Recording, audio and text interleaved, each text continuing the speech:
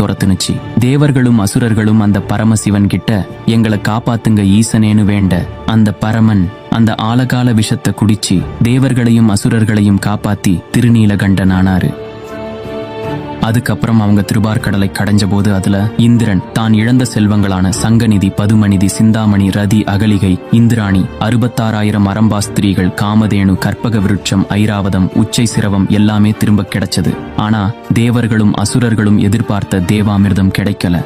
அதனால விரக்தி அடைஞ்ச தேவர்களும் அசுரர்களும் என்ன பண்றதுன்னு தெரியாம முழிக்க, அப்போ தேவர்கள் விஷ்ணு பகவான் கிட்ட பிரார்த்தனை செஞ்சாங்க. அந்த நேரம் தேவாமிர்தம் பார்க்கடல்ல உருவாக அத அங்கிருந்த அசுரர்கள் தமதாக்கிக்கிட்டாங்க.